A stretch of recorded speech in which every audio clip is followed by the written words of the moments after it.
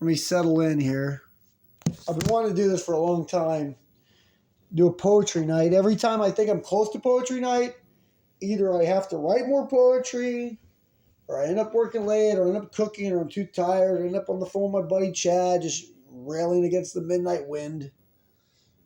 But tonight is a poetry night. I don't know how I ended up writing poetry. This poetry shit is weird, man. Wanted to write a book. I was working on the VHL's Cult Bible and shit. I never thought I would venture into poetry, but we're into poetry now. It's the thing we're doing now. I don't know why. Part of the individuation, as it were. But I was talking to my buddy in Burlington, Vermont last night, Paulie, and he was telling me how he's a TikTok refugee now. I guess they're getting off of TikTok and they're going onto like a full Chinese communist app called Red Note, which is like clearly, it's like, actually, it's badass because it's like, we all knew TikTok was just Chinese Communist Party shit anyway, but like, what they're saying is like, fuck it. Like, you're getting rid of it because it's Chinese. We're going to go the most Chinese communist. We're going to take Chinese communist to 11. I love that. I love anybody that's an extremist, anybody that's a radical, anybody's doing ridiculous shit because it means that they're thinking. It means they're not conformist. Conformists are the fucking worst, dude. Rigid ideology, conformist, binary thinking, it's all for the birds, man. But the non-conformists, that's where the fucking fun is every time. So Paulie got me fired up. I was biking in this morning here in the IRL. And I was I like to listen to Morning Joe on my bike in, get the news of the day, listen to Morning Joe. But this thing popped in my head, and I couldn't stop saying it over and over again, almost a mantra. And I wrote this poem, because I woke up this morning I woke up this morning at 5. Waking up at 5 a.m. every morning is a whole different thing. But I woke up this morning at 5 a.m., and I read about Nat Turner and the slave rebellions. And then I was thinking about Paulie, and thinking about Red Note and how he's a TikTok refugee and he's gone full communist, because that's pretty cool. And then I was thinking about my friends and neighbors, my brothers and sisters in North Korea, starving of famine, dying, scared, don't know what happiness is, don't know what a smile is, because all they can think about is the next meal. So all they can think about is where they're going to get their next meal from. And most of their meals aren't even meals. They're like grasshoppers and shit. It's like, North Korea is so fucked and we don't care. The world doesn't care. The Congo makes our iPhones and the North Koreans fucking just suffer and we don't fucking care. Despite all our morality and our juxtaposing and all our foreign aid, we don't give a fuck about North Korea and the famine. We don't give a fuck about Haiti. We don't give a fuck about the Congo. There's just places we don't give a fuck about. Most of it has to do with, do you have something to offer me or not? Because that's capitalism, baby. Do you have something to offer me or not? That's also what they call realpolitik. Created by Henry Kissinger, realpolitik. What do you have to offer me first? Such a fucked up way to live, man.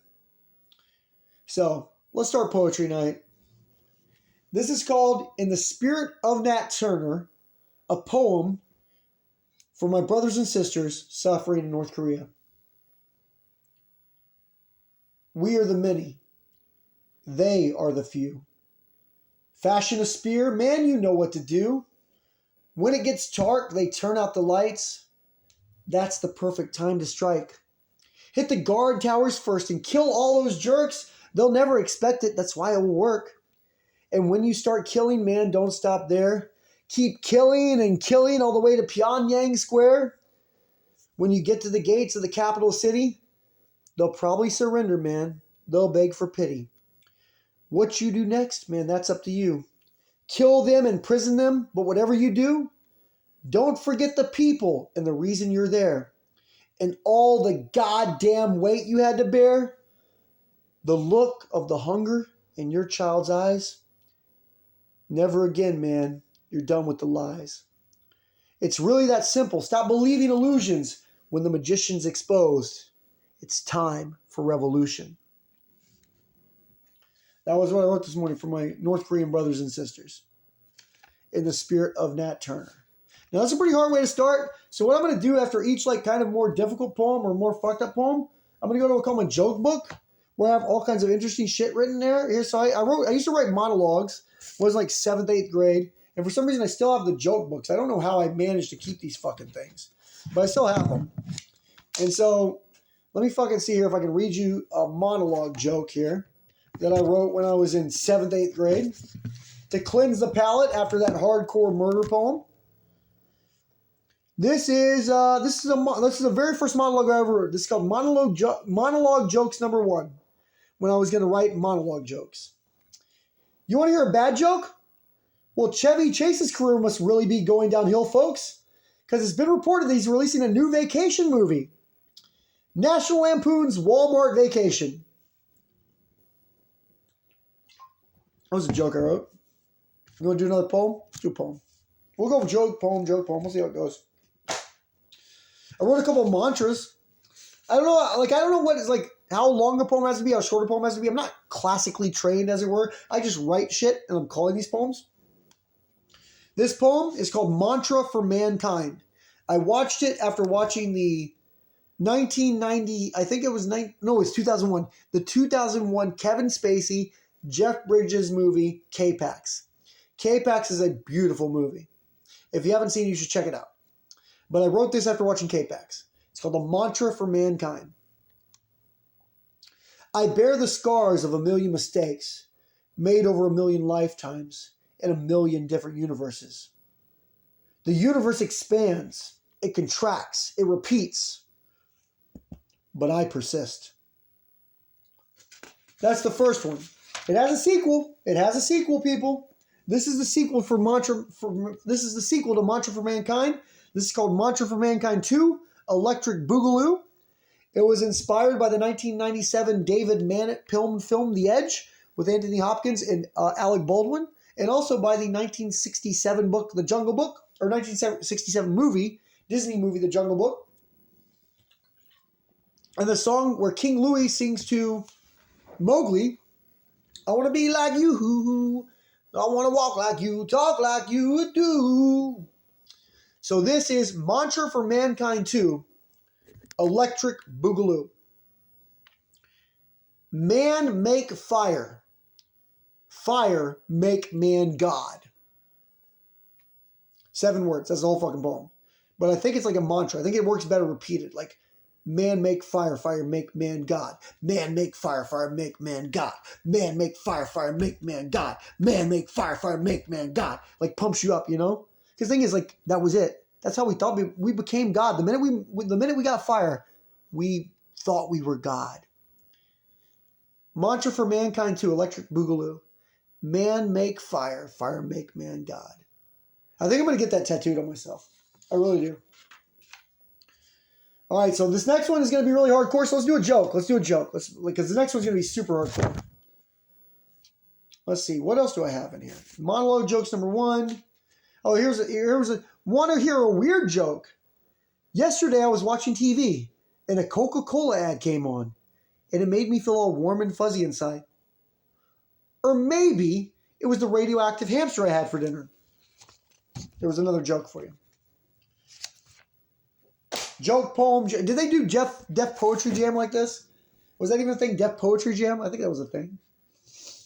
This is another poem I wrote. It's called Anti-Capitalist Greed. Anti-Capitalist Greed. Again, this is very hardcore. I warn you people, this is hardcore shit.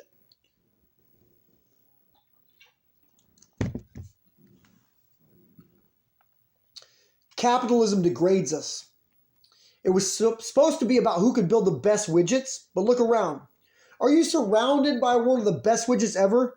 Or just a bunch of cheap Chinese shit? They aren't even widgets anymore, just tchotchkes. We don't say it, but inside we all feel it.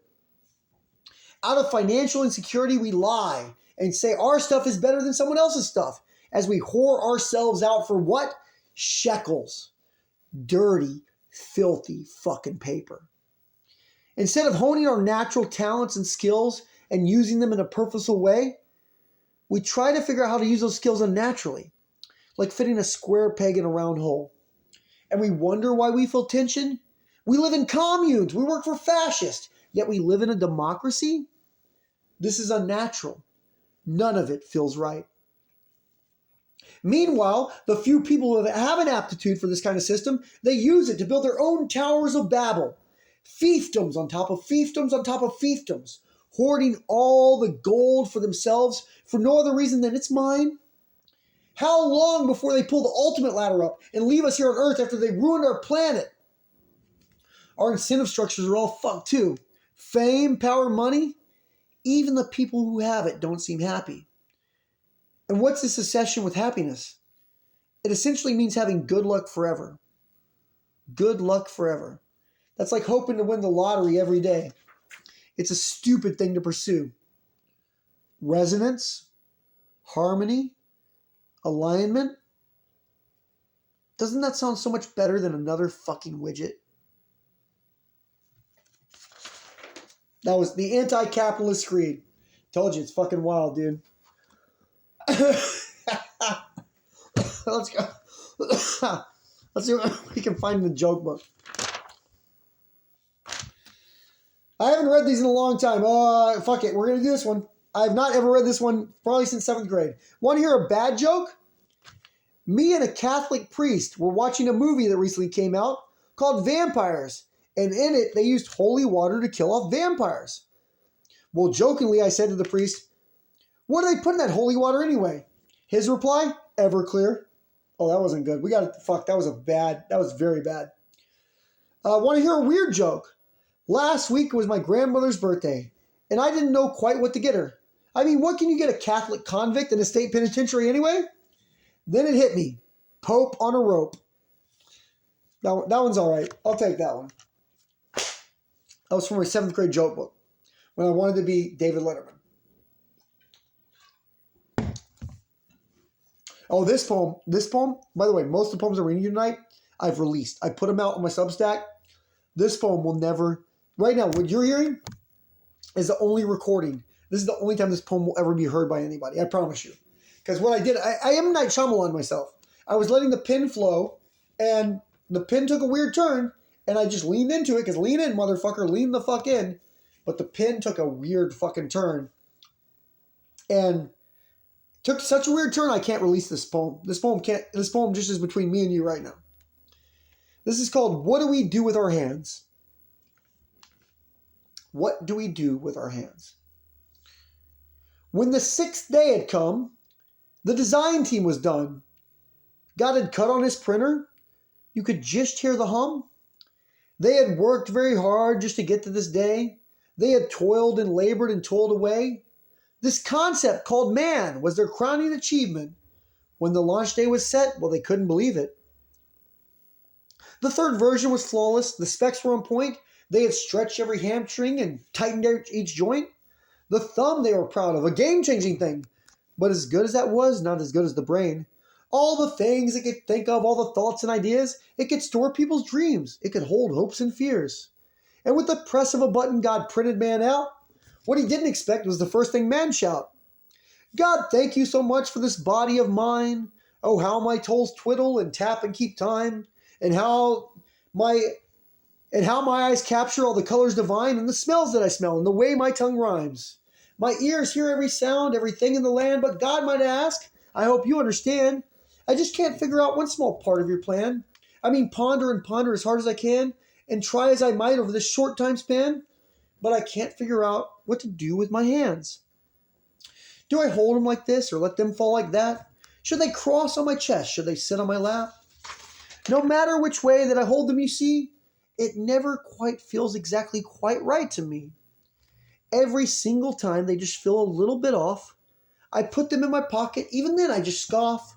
Oh, my hands, I just can't figure out what to do with my hands. I want to scream and shout. And as God saw the frustration upon his creation, the design team stood scared in anticipation. They knew it was coming. Oh, they knew along. The deadline, they said. Yes, the deadline was wrong. There was not enough time to complete God's command. And for that oversight, the design team shit canned. So there the two stood, just God and his conception. And then for some strange reason, man got an erection. It wasn't the time or the place one could see, but man couldn't help it. He just blamed the breeze. You disgust me, God said as he looked down on man. You should cover that up. Yeah, do that with your hands. Little did God know the mistake he would make. When man touched his erection, his hands started to shake. and thus started the problem with man's stupid obsession, touching himself like it's his only possession. And through thousands of years, and despite all the changes, one thing remains true after ages and ages. Unfortunately, the one thing that holds true when it comes to now man's hands, now he knows what to do. That was supposed to be a Dr. Seuss poem that was fucking very nice and very wholesome, but it turned into a fucking poem about masturbation. I don't fucking know what happened there, people. I don't fucking know what the fuck that was about. We're about to get into what I call the fucking wind up, the big one at the end. So before that, let's do another joke. And I have a poem from 7th grade. Another joke and a poem from 7th grade. Let's go to the jokes. I don't even care which one. This one says Elmer Fudd. We're going with it. These have never been read aloud. This is kind of fun. This is from Monologue Jokes number 11. I wrote 11 monologue jokes. Want to hear a bad joke? Elmer Fudd recently took his driving test. Needless to say, he failed with flying colors for 3 main reasons. A, he used his turn signal too late. B, he oversteered. C, every time an animal crossed the road, he'd chase after it screaming, "Kill the wabbit." That's fucking so stupid. That's so fucking stupid.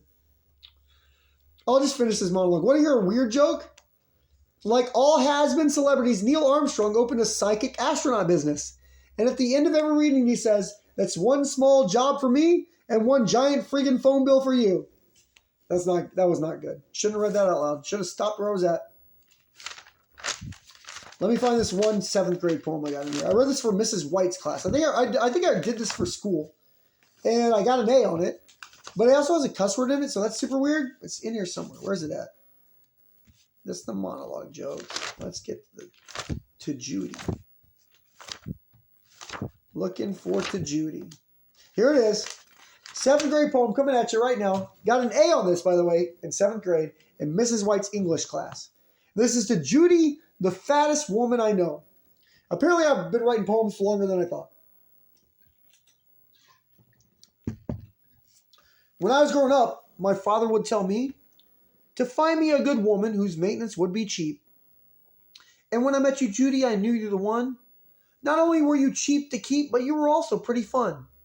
It didn't bother me you weighed 580 pounds and that you liked to eat everything there was around. Because even though it cost me a lot to keep you fed, you kept down all the other costs and you made up for that. And when we were cold, we'd snuggle up and you could keep me warm. I didn't even have to cut the heater on. I didn't need an AC. Your fat body gave me shade. I'll have to admit you kept me warm and it was pretty great. Or kept me cool and it was pretty great. And the best part is I didn't even have to buy a bed. If the floor got too uncomfortable, I'd lay on you instead. I know we won't be hungry. I know that for a fact. Because whenever I want dinner, I just chew on your fat. You give me what I need to live. That is food and shelter. I'll be the first to tell you, Judy, you're my greatest helper. You've given me a good job that gives us lots of money. I opened up a freak show and you're the main star, honey. So to all you poor white guys who want to strike it rich, my best advice to you would be to go and find yourself a big fat bitch.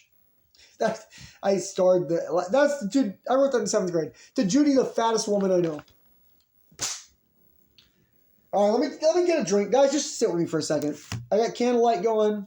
I'm about to do a monster. This is like my I don't know. This is my fucking odyssey of poetry. It's like the longest poem I've ever written. It's a long fucking poem. But I've been wanting to do this night. I've been wanting to read poetry to you guys for a long night. This one also came to me on a bike ride in the morning. Bike rides in the morning, so many good things come to you. This is long, I'm warning you. And I want an illustrator for it. I'd like to find, I think I'm going to have to illustrate it myself. I'd like to put it into like a kid's book, but it's obviously not a kid's book because of the content, but like, I think there's something to it. So anyway, this is called The Only Game of 4D Chess That's Ever Really Been Played. The only game of 4D chess that's ever really been played. Let me drink Mickey's. I might have to drink a few Mickey's through this. I might take some pauses. It's a long poem. I might have to catch my breath.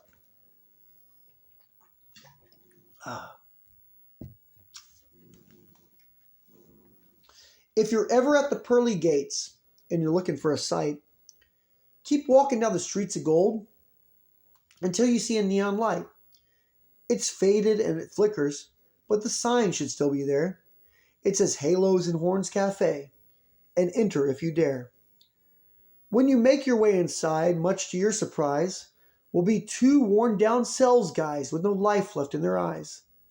Now, how long have they been there? Well, no one really knows. And since we don't know when they arrived, forever, I suppose? They'll be sitting at a table, hunched over looking stern. They'll probably be arguing over who gets the next turn. How did this all begin, you ask? What led them to this place? It started many moons ago in another time and space. The Celestial Salesman's Gala was the biggest event of its kind.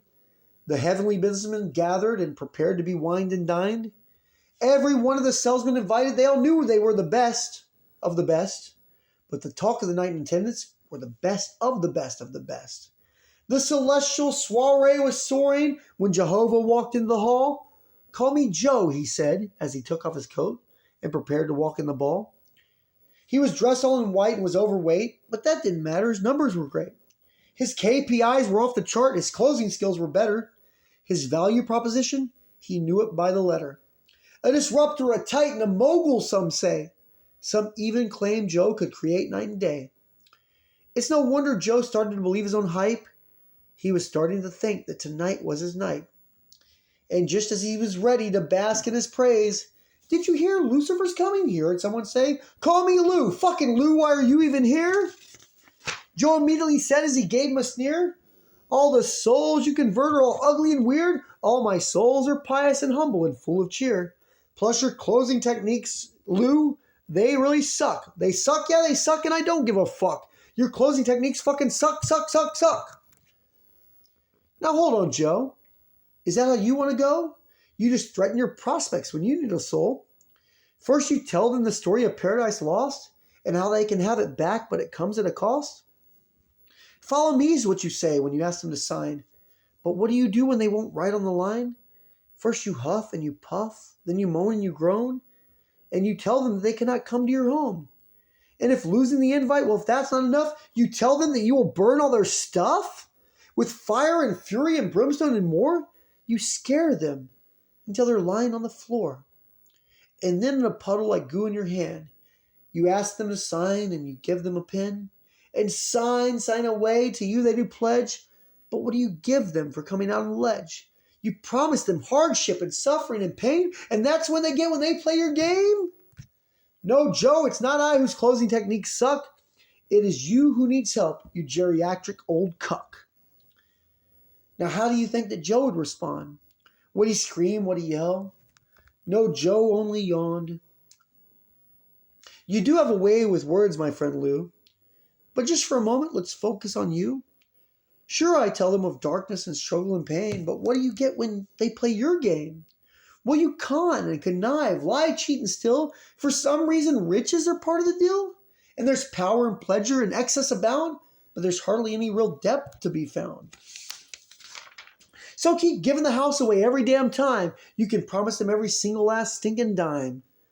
But as good as you are, hell, maybe you're great. You could never outdo my soul conversion rate. And at that exact moment, you could hear a pin drop. All the seraphim gathered to hear these two talk shop. And as Joe threw down his gauntlet with his soul conversion claim, Lou picked it up and said, "When and where I will leave for you to name. For I accept your challenge to a soul conversion contest, and whoever converts the most souls shall be named the very best." "The greatest of all time?" asked Joe. "The greatest of all time," says Lou. And with that agreement underway, they both knew what to do. The place, it was decided, the Halo and Horns Cafe, a common meeting place for the angels of the day. But first they had to draw up the rules of the game they were about to play. The Bureau of the Blessed would charge with the endeavor to ensure, of course, the winner could be given the title Best Sales Ever. The game board was a planet filled with all that you could want. An ocean, perfect rivers, mountains, deserts, and the lot. Among this vibrant background was a cavalcade of life, from the longest-necked giraffe to the tiniest of mice. But those were just the flair, not the piece of the game. The pieces were called humans, and they'd prove hard to tame.